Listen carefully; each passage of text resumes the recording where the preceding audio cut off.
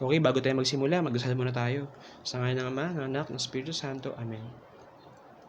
Amang nasa langit, patawarin, kawaan at pagpalain na po kami. Palagi po kami ingatan, gabayan. Amen. Sa ngalan ng Ama, ng Anak, ng Espiritu Santo. Amen. Okay, ang topic natin ngayon is, pareho lang ba ang mabait at mabuting tao? Actually, dati hindi ko rin ito alam.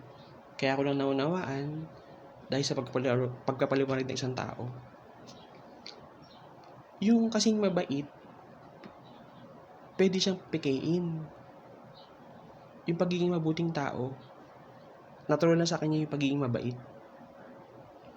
Halimbawa, yung isang politiko, paghingan mo naman ng tulong o pabor, tutulungan ka naman. Minsan galante pa nga eh. Parang ganun. Pero, yung sa pagtulong niya na ginagawa, pero kung andadaya naman siya, corrupt siya, ganun. Kunyari, pag eleksyon, nagbo-vote buying siya. Hindi mo siya pwedeng sabing mabuting politiko. Kasi, may illegal siyang ginagawa. Halimbawa, yung isang lalaki na may asawa at mga anak, napaprovide niya yung mga needs and wants or mga pangangailangan ng pamilya niya, mga asawa at mga anak niya. Pero, meron pala siyang ibang babae o ibang pamilya.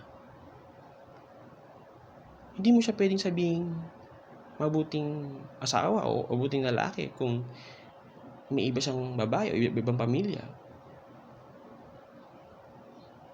Yun namang halimbawa, yung isang estudyante. Nagpapakopya siya ng assignment niya sa mga klase niya. Sasabihin ng mga klase sa kanya, mabait yan eh. Lagi niyong pinapakopya ng assignment ko yan eh. Mabait siya siguro sa ganung kasi nagbibigay siya. Kasi usually yung pagiging mabait, parang nagbibigay lagi. Pag nagbibigay na, parang basta yung tao nagbibigay lang. O yan, isang politiko, nag-donate lang sa simbahan. Mabait. Pero, kung yung estudyante, pakopya siya ng pakopya, hindi siya mabuting estudyante. Yung isang politiko, pagka matulungin nga siya, mapagbigay, pero meron siyang ginagawang illegal, hindi mo siya pwedeng sabing mabuti na politiko. Yung isang tao na may asawa, na napoprovide naman niya sa mga anak at asawa niya na ang pangangailangan, hindi mo siya pwede, at meron naman pala siyang ibang babae o pamilya, hindi mo siya pwedeng sabihin isang mabuting tao o mabuting asawa. Parang ganun. Kumbaga, hindi lahat ng mabait ay totoong mabuti.